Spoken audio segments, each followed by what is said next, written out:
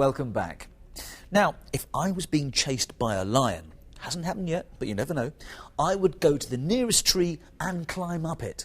Well, in one part of Africa, that wily escape method wouldn't do you any good at all. Vishva Samani heads for Uganda, whose wildlife is discovering a new head for heights.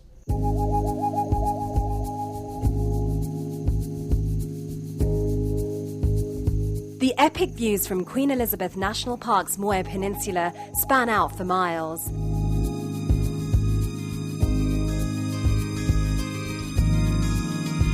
It's a spot where two freshwater lakes converge and looks out to the land of Uganda's lions.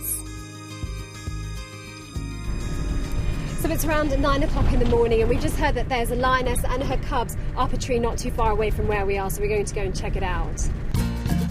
Experts say political instability and poor park management has led to the steady decline of wildlife, but the Uganda Wildlife Authority says it's considering offering scientifically guided tours like this to help boost tourism. Dr. Ludwig Seifert has been radio tracking the declining lion population here for the last 15 years. We have got quite a few lions that climb trees, and strange enough to us, people consider it something extraordinary, but to us it's something that we experience almost on a daily basis, particularly when it is hot. Most tourists fail to spot the often well-camouflaged cats when they're up in trees, but lion researchers have proposed a new way to watch them up close. They are right now about 60 lions, but we need to understand that naturally roughly half of the cubs are dying before they reach the age of 2 years. So the number is definitely very low. James works with Dr. Seifert. He radio tracks the precise location of the lions we're looking for, and we make our way over to observe the tree climbing behaviour for ourselves. It's not long before we spot our first lion. How long do you think she's been up there? Well, she could have gone up quite early because we found a carcass of a female waterbuck, and we saw she is fully engorged, so she probably wants to cool down because of the energy burst.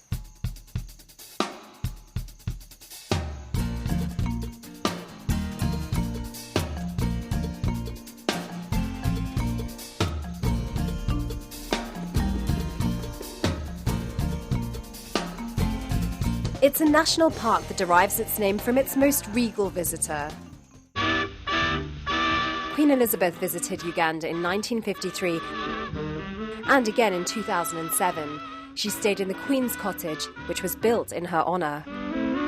The Moya Safari Lodge is one of the only accommodation options available to visitors in this part of the national park.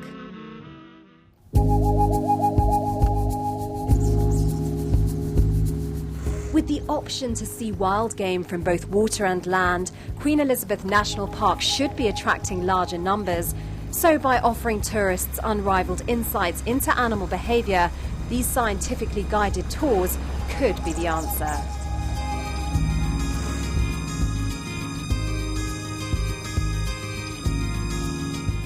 Vishva Samani on the prowl in Uganda there.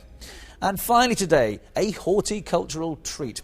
When the Chelsea Flower Show opens its doors every year, tens of thousands of people head to the wealthy London borough to see the world's top gardeners go head-to-head.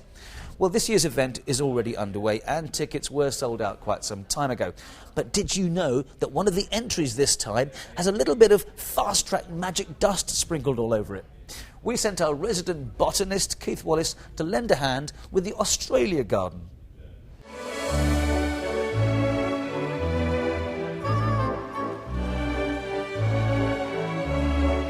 Forget everything you think you know about gardening. It's not all boring and suburban anymore. Big names come to Chelsea.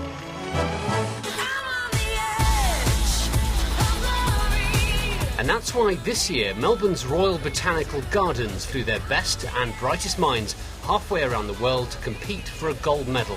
When I first meet designer Jim Fogarty, the whole site is still a noisy dust bowl. Hi Jim. Hey, good to see you. It's going to rain. You think? Yeah. If we start planting and we get really heavy rain for a long period of time, our plants would start drowning. So something we're really wary of. What kind of materials have you had to ship from Australia then? Well, we've got like the big rocks that you see, here. These are the Mansfield mud rock, which is a sedimentary rock. Comes out of the ground. It's got a beautiful sort of chocolatey colour. So these are actually the walling stone that we're making the fireplace out of. Okay. We've got the big feature rocks of the same rock as well. We've sent over pebbles. We've sent over outback red sand. The thing about our garden is the contrast of these really strong colours. Yeah. It's the outback colours. This is actually how it hopefully will end up looking. In it, we've got the outback front area with the salt sculptures and the water hole. Yeah. And water will bubble up here from the Artesian Basin, flow along the boomerang, cascades over at the coastal area, disappears. We've got the modern shade pavilion up the back, very organic furniture in the shape of large pebbles. Yeah. And then the gorge area where water cascades down the steel gorge wall and disappears back down under the fire pit where there's an outdoor fire for entertaining at night. But this garden is Jim's baby, and I get the feeling he's keeping all the glamorous jobs for himself. But he's got high hopes. Maybe a touch harder. He's got high hopes. He's got high apple pie in the sky hopes. Does anyone have any antibacterial hand gel? Instead of letting go. Well, I've just come to sit down, have a bit of a breather and a cup of tea because things are moving so fast on the site.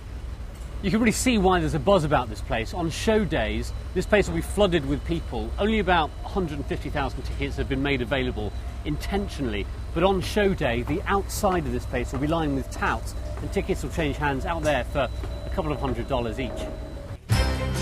The show's been running since 1862, and the current site is part of the Royal Hospital, an area that used to be pleasure grounds. I never promised you a rose garden. To this day, when exhibitors dig new plots, not only do they find rubbish from old exhibits, they also find little hoards of oyster shells, the snack of choice for 18th century Chelsea tourists. We see people from all over the world here. 20% of our visitors to the show are international. We have lots of interest from Taiwan, from the Far East, the Australians, the New Zealand contingent, but also China, but also the continent as well. Dig, dig, dig, feel your muscles getting big and keep on pushing in the spade. So with only 3 days to go until judging, you can feel it all coming together. At least some plants are finally going in. Never mind, there's worms. And we've got to just make sure that when these go down, you don't see any of the muck. So it's got to be deep enough to go sort of past it, so that's fine. OK, no muck. We don't want any muck. Today I don't feel like doing. What you can't see is that once I'd left, he removed all my stones and started again. They're fussy like that. Monday morning, judging. Even Jim's dressed up smart. And all the hard work paid off. The team now has a shiny gold medal to add to their baggage allowance home. So, farewell and congratulations to the Aussie team and, of course, to our very own Keith Wallace. Well, time's up. Sadly, we have to go. But join us next week when we find out about a new system that could help your flight travel around any future ash cloud. But don't forget, in the meantime, you can catch up with all our reports by going onto our website, bbc.com/fasttrack, with even more on our sister site, bbc.com Travel, where this week the focus is on Russia.